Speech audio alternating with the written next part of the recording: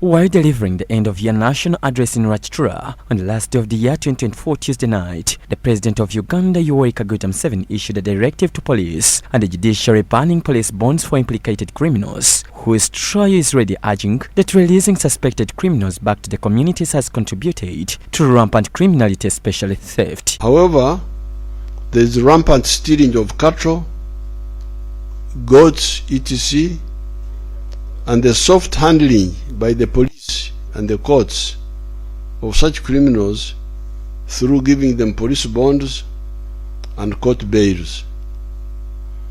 I have raised the issue of bails with His Lordship the Chief Justice, and I have banned the issue of police bonds.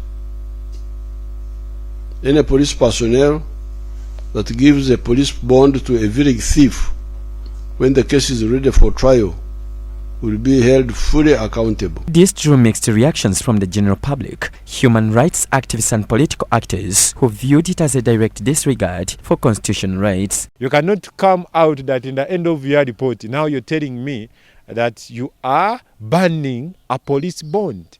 You are banning, you, the president of Uganda, you, the president, not even telling us that you are sending representatives to take a bill in the parliament to ban police bonds. Addressing journalists in Kampala today, the national coordinator of the Democratic Alliance, Honorable Martha Mpuuga, added his voice to others and condemned the presidential directive banning police bonds for implicated individuals. If any one of you thinks that that was a new statement from Mr. Museveni, I'm here to inform you that he was just reminding the country of what he's been doing, and therefore there was nothing new.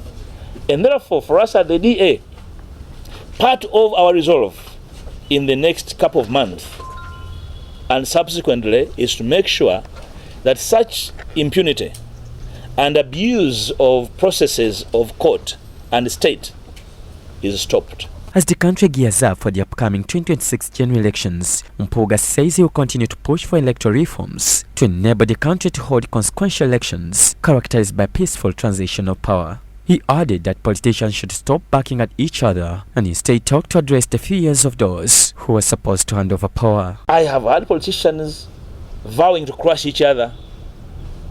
Those who want to crush each other, please go at State Square, we shall watch you crush each other. But we have a nation to save. Okay?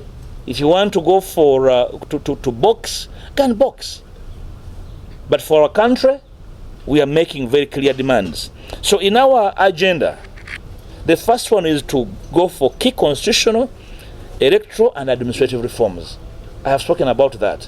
And you're aware that already I have put before Parliament 8 bills for which we are going to demand for space before Parliament. Some of the reforms Mpuuga voiced push for include the devolution framework where power is shared across the country and decongest the corrupt center by taking resources to the local man and several others. He advocated for an agenda to enact a transition act to allow a peaceful transition of power from one individual to another. The best form of preparation is enacting legislation that guarantees that change will happen.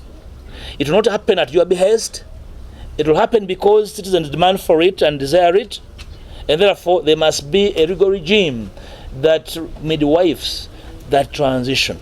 That's our business. Being the president of Uganda for 40 years, and given the nature of acts of the presidency for 40 years, there is imminent fear of transition.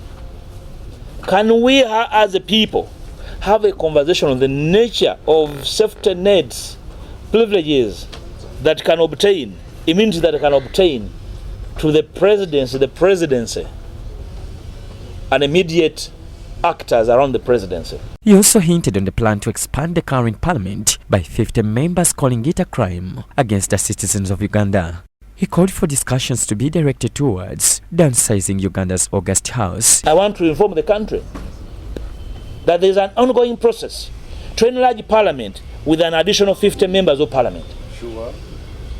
For me, that's a crime against citizens.